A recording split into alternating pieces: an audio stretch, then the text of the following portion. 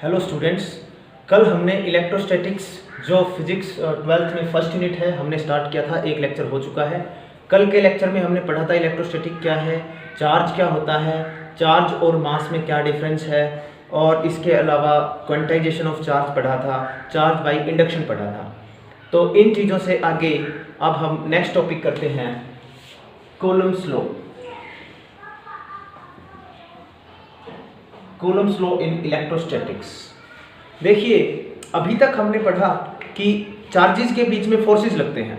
Positive के बीच में रिपल्सन का फोर्स, नेगेटिव के बीच में भी रिपल्सन का फोर्स, पॉजिटिव नेगेटिव के बीच में अट्रैक्शन का force. That means simply we can say like charges repel each other and unlike charges attract each other. यहां तक बात ठीक है कि फोर्स लगता है, लेकिन वो फोर्स कितना लगता है, सबसे पहले क्वांटिटेटिवली ये कॉलम्स ने हमें बताया कि फोर्स कितना लगता है।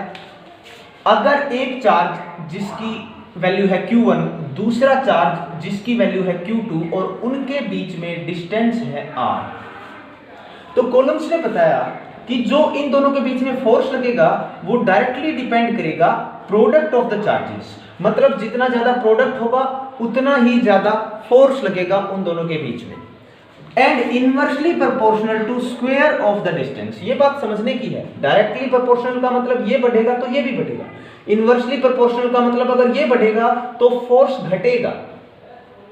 तो इनवर्स रिलेशन और डायरेक्ट रिलेशन में जरूर ये पता होना चाहिए। अब इसमें देखिए मेन चीज क्या है, स्क्वायर का मतलब क्या है। यहां पर अगर डिस्टेंस 2 टाइम्स बढ़ती है तो 4 टाइम्स कम हो जाएगा फोर्स, यानी 2 का स्क्वायर। मान लीजिए r की बजाय डिस्टेंस हमारी 2r हो जाती है, तो उस केस में 2r का स्क्वायर मतलब 4r स्क्वायर नीचे आएगा, और हम ये बोल सकते हैं कि 4 टाइम्स फोर्स कम हो जाएगा। तो inversely proportional to square of the distance का मतलब है अगर डिस्टेंस 2 गुना बढ़ी तो फोर्स 4 गुना कम होगा, अगर डिस्टेंस 3 गुना बढ़ी तो फोर्स 9 गुना कम होगा, यानी स्क्वायर के इनवर्स हो गया। तो इन दोनों फैक्टर्स को जब कंबाइन करते हैं तो हमारा फॉर्मूला बनता है F directly depend on Q1 Q2 by R square.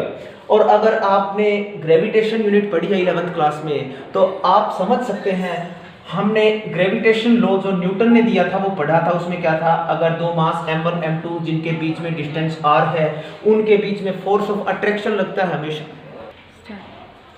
तो उसमें हमने जो न्यूटन ने हमें ग्रेविटेशनल लॉ ऑफ अट्रैक्शन दिया था उसमें F directly depend to m1 m2 and inversely proportional to square of the distance, और इक्वालिटी में हमने ग्रेविटेशनल कांस्टेंट लिखा था। ये फॉर्मूला जो ग्रेविटेशन यूनिट में हमने किया था एग्जैक्ट वैसा ही फॉर्मूला है चार्जेस के केस में भी, कूलम्ब्स लॉ। तो हम इसको इजीली समझ सकते हैं कि जब सारे फैक्टर्स को कंबाइन करते हैं तो F directly depend on Q1 Q2 upon R square and F is equal to, देखो जब भी कोई डायरेक्टली प्रोपोर्शनल में होती है चीज और इक्वालिटी में उसको कन्वर्ट करना होता है तो हमें किसी कांस्टेंट की जरूरत होती है। यहां पर वो कांस्टेंट इलेक्ट्रोस्टैटिक फोर्स कांस्टेंट बोलते हैं, उसको K से डिनोट करते हैं, K Q1 Q2 upon R square. तो F is equal to K Q1 Q2 upon R square. यहां पर K क्या होता है, K को कहते हैं electrostatic force constant, electrostatic force constant, और इसकी value 9 into 10⁹ newton metre square पर कूलम्ब स्क्वायर, ये इसकी वैल्यू होती है। K को फर्दर कैसे डिफाइन किया जाता है, K is equal to 1/4 pi epsilon naught, 1/4 pi epsilon naught. तो कूलम्ब्स लॉ को हम कैसे डिफाइन कर सकते हैं, ये देखिए। Coulomb's law states that the force between two charges is directly proportional to product of the charges and inversely proportional to the square of distance between them।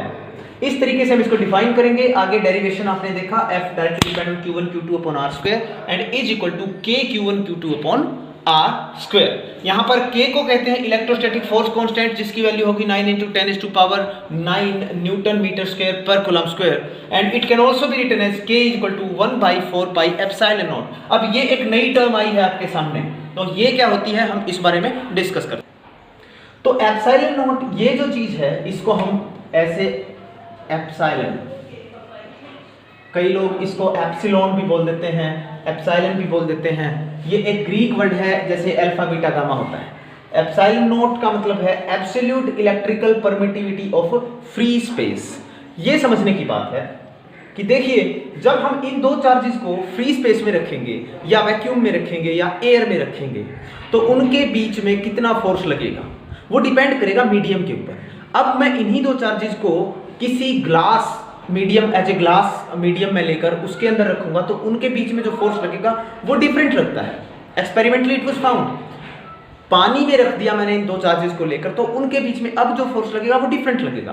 तो इसका मतलब जो फोर्स है वो डिपेंड करता है मीडियम, किस मीडियम में वो दो चार्जेस रखे गए हैं, और उस मीडियम की ही परमिटिविटी कितनी है, ये इस अल्फाबेट से दिखाया जाता है, जिसको हम बोलते हैं एप्सिलॉन। और ये 0 लगाया है, इसका मतलब फ्री स्पेस के लिए, वैक्यूम के लिए या नॉर्मली एयर के लिए हम इसको ε0 की फॉर्म में दिखाते हैं। तो अब देखिए, हमें पता था k = 1/4 एप्सिलॉन, जो इलेक्ट्रोस्टैटिक फोर्स कांस्टेंट आया था उसकी वैल्यू 1/4πε0। तो एप्सिलॉन क्या हो जाएगा, 1/4πk, k इधर आ गया, एप्सिलॉन उधर चला गया। जब सबकी वैल्यू रखते हैं तो 4 × पाई होता है 3.14, एंड k की वैल्यू 9 × 10⁻⁹ अभी बताई गई थी। सबको जब कैलकुलेट करेंगे तो एप्सिलॉन की वैल्यू आ गई 8.85 × 10⁻⁻12 coulomb square per newton metre square. तो ये वैल्यू हमारी absolute electrical permittivity of free space आ जाती है।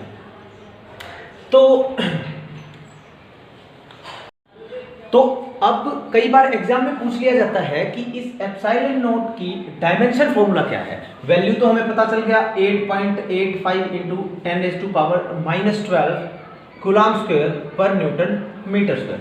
तो अब देखिए, इस ε0 का डायमेंशन फॉर्मूला क्या है, या फिर इलेक्ट्रोस्टैटिक फोर्स कांस्टेंट का डायमेंशन फॉर्मूला क्या है, ये कई बार एग्जाम में पूछ लिया जाता है। तो अब हमें इसके लिए आना पड़ेगा किसके ऊपर, इस फॉर्मूले के ऊपर, F = K(Q1Q2)/R²।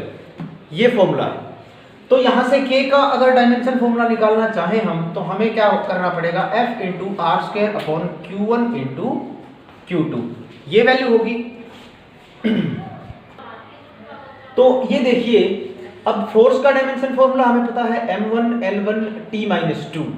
अगर किसी को नहीं पता तो फोर्स को हम फर्दर डिफाइन कर सकते हैं, मास इनटू एक्सेलरेशन, एक्सेलरेशन को डिफाइन कर सकते हैं वेलोसिटी बाय टाइम, वेलोसिटी को डिफाइन कर सकते हैं डिस्प्लेसमेंट बाय टाइम। बिकॉज ये चीज़ें जो है आप इतनी बार कर चुके होंगे 11th क्लास में भी, अगर नहीं भी की है तो हम किसी का भी डायमेंशन फॉर्मूला उसको और कम करके छोटे से छोटी क्वांटिटी में ले जाकर आसानी से निकाल सकते हैं। फोर्स का फॉर्मूला वैसे भी आपको याद रखना चाहिए। इसका डायमेंशन फॉर्मूला होता है m1L1T-2। r मतलब डिस्टेंस, डिस्टेंस मतलब l, लेंथ में मापेंगे तो l की पावर 2 है। चार्ज, आपने 10th क्लास में पढ़ा होगा कभी कि करंट जो होता है वो क्या होता है, चार्ज बटे टाइम। करंट आपने कभी पढ़ा होगा, current = charge by time. So charge क्या हो जाएगा, करंट इनटू टाइम, और करंट को हम मापते हैं एम्पियर में, और इनटू में हो जाएगा टाइम t। तो एक चार्ज के लिए भी फॉर्मूला सेम रहेगा AT, और दूसरे चार्ज के लिए भी फॉर्मूला सेम रहेगा AT। अब इसको हम सिंप्लीफाई कर सकते हैं। तो देखिए, अगर हम इन सबको समराइज करते हैं, देखते हैं, तो m1 हो गया, L1 ये है, 2 ये है, तो L3 हो गया। A है यहाँ पर -1 ये ऊपर जाकर, तो A -2 हो जाएगा, और ये T। तो देखिए, K का डायमेंशन फॉर्मूला हमारे पास आ जाता है m1L3 A-2 एंड T-4। तो ये था हमारे पास इलेक्ट्रोस्टैटिक फोर्स कांस्टेंट का डायमेंशन फॉर्मूला। अगर हमसे पूछा जाता है कि ε0 का, यानी absolute electrical permittivity for free space का डायमेंशन फॉर्मूला बताइए, तो हम इसी फॉर्मूले में, जहां पर F = K(Q1Q2/R²) था, वहां पर K की जगह पे हम लिखेंगे 1/4πε0, और ε0 को इधर लाएंगे, F को इधर लाएंगे। अब F में डायमेंशन फॉर्मूला रखेंगे, Q1 Q2 में डायमेंशन फॉर्मूला, R में डायमेंशन फॉर्मूला, तो अकॉर्डिंगली हम निकाल सकते हैं। दूसरा तरीका हमारे पास ये भी है, k की वैल्यू है 1/4 पाई एप्सिलॉन नॉट, तो epsilon naught is equal to 1/4 pi k। 4 pi हमें पता है कांस्टेंट है, तो k का जो डायमेंशन फॉर्मूला है उसका उल्टा जो डायमेंशन फॉर्मूला आएगा वो क्या होगा, एप्सिलॉन नॉट, यानी absolute electrical permittivity of free space का डायमेंशन फॉर्मूला आ जाएगा। और अगर हम निकाल कर देखें तो k का डायमेंशन फॉर्मूला अभी हमने क्या निकाला था, m1l3a-2 and t-4, और एप्सिलॉन नॉट का क्या हो जाएगा, इसका just opposite, m-1 l-3 and a2 and t4, ये हमारा एप्सिलॉन नॉट का डायमेंशन फॉर्मूला हो जाएगा। उसके बाद नेक्स्ट टॉपिक आता है यूनिट ऑफ चार्ज, कि चार्ज को हम किस चीज में मापते हैं, क्या इसकी यूनिट है। तो सबसे पहला इसकी SI यूनिट जो है, सबसे पहले SI यूनिट ऑफ चार्ज वो है कूलम। ये आपको पता है, कूलम्स लॉ भी हमने किया था, उन साइंटिस्ट के नाम पे ही है कूलम। फिर इसकी एक CGS यूनिट होती है, CGS यूनिट होती है स्टैट कूलम, स्टैट कूलम, या उसको फ्रैंकलिन भी बोल देते हैं, फ्रैंकलिन। तो अब देखिए एक कूलम को कैसे डिफाइन करेंगे, how will you define 1 coulomb of charge. तो देखिए हमें पता है फोर्स का formula K Q1 Q2 upon R², ये फॉर्मूला होता है फोर्स का। अगर मैं फोर्स की वैल्यू 9 × 10⁹ रखूं, K की वैल्यू हमारे पास पहले से ही 9 × 10⁹ है, एंड Q1 और Q2 दोनों चार्जेस को इक्वल Q रख दिया जाए एंड R को भी 1 मीटर रख दिया जाए, ये सारी वैल्यूज जब हम इस फॉर्मूले में रखेंगे तो हमारे पास फोर्स 9 × 10⁹ न्यूटन इंटू K की वैल्यू 9 × 10⁹ इंटू Q² अपॉन 1 का स्क्वायर, ये होगा।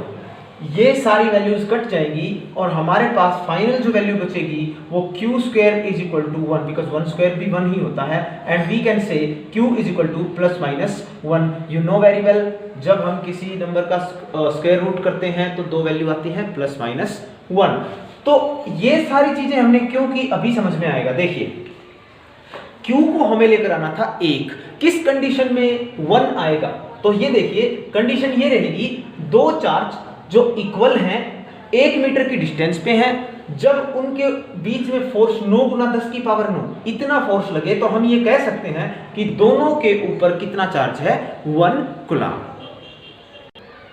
सो 1 coulomb of charge can be defined as when two charges are placed 1 metre apart and they experience a force of 9 × 10⁹ Newton, then we can say both charges has the value 1 coulomb. उसके बाद 1 coulomb और stat coulomb में क्या relation है ये भी देखिए। 1 coulomb SI unit है, इसमें 3 × 10⁹ स्टैट कूलम होते हैं, ये इनके बीच में रिलेशन है।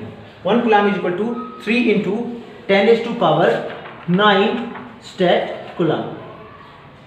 उसके बाद एक और यूनिट होती है चार्ज की, जिसको हम बोलते हैं electromagnetic unit. Electromagnetic unit, SI unit coulomb, CGS unit stat coulomb, या फ्रैंकलिन भी बोलते हैं स्टैट कूलम को। और एक और यूनिट होती है इलेक्ट्रोमैग्नेटिक यूनिट EMU, ये प्रैक्टिकल यूनिट है, ये इससे भी ज़्यादा बड़ी यूनिट है 1 कूलम से। EMU के अंदर 1 EMU is equal to 10 coulomb, तो 10 कूलम होता है 1 EMU की वैल्यू। तो आज हमने जो चीज़ें पढ़ी हैं, आज हम एक बार ब्रीफ कर लेते हैं क्या क्या चीज़ें हमने पढ़ी। सबसे पहले हमने पढ़ा है दो चार्जेस के बीच में जो फोर्स लगेगा उसकी क्वांटिटी को कैसे ज्ञात करेंगे, तो वो हमने कूलम्स लॉ में पढ़ा। कूलम्स लॉ के बाद हमने पढ़ा है कैसे दो चार्जेस के बीच में जो यूनिट है चार्ज की वो क्या रहेगी, चार्जेस के बीच में जो अट्रैक्शन रिपल्सन रहेगा वो एक मीडियम के ऊपर डिपेंड करता है, जिसमें हमने एप्सिलॉन नॉट के बारे में पढ़ा, electrical permittivity of free space, electrostatic force constant, और उन दोनों की डायमेंशन के बारे में, उनकी वैल्यूज के बारे में पढ़ा। यूनिट ऑफ चार्जेस में दो एसआई यूनिट है, सीजीएस यूनिट है, और एक प्रैक्टिकल यूनिट है इलेक्ट्रोमैग्नेटिक यूनिट। तो ये सारी चीजें आज हमने पढ़ी हैं। नेक्स्ट लेक्चर में हम Coulomb's law in vector form और आगे के टॉपिक्स करेंगे। और मैं फिर से बता देना चाहता हूं आपको, ये मेरे पास इनके अच्छे हैंड रिटन नोट्स हैं जो अलग अलग बुक से मैंने सिंप्लीफाइड वे में खुद बनाए हैं। तो नोट्स किसी को अगर आप में से चाहिए तो मेरा व्हाट्सएप नंबर है 9896570792, because I am here to help you in every way. अगर कोई क्वेरी आती है, कोई क्वेश्चन आता है, कोई बात नहीं समझ में आती है, तो आप मुझे कमेंट में लिख सकते हैं। हमारा चैनल फर्दर आप सब्सक्राइब रखिए, सब्सक्राइब कीजिए, लाइक कीजिए, उसको शेयर कीजिए, ताकि और भी जो नीडी स्टूडेंट्स हैं उन तक ये चीज़ पहुंच सके। क्योंकि हम कोशिश कर रहे हैं कि बिल्कुल सिंप्लीफाइड वे में हर बात हम आपको बता सकें, बाइलिंगुअल, हिंदी में भी, इंग्लिश में भी, हर तरीके से। आज के लिए इतना ही, अगले लेक्चर के लिए आप वेट कीजिए। Thank you.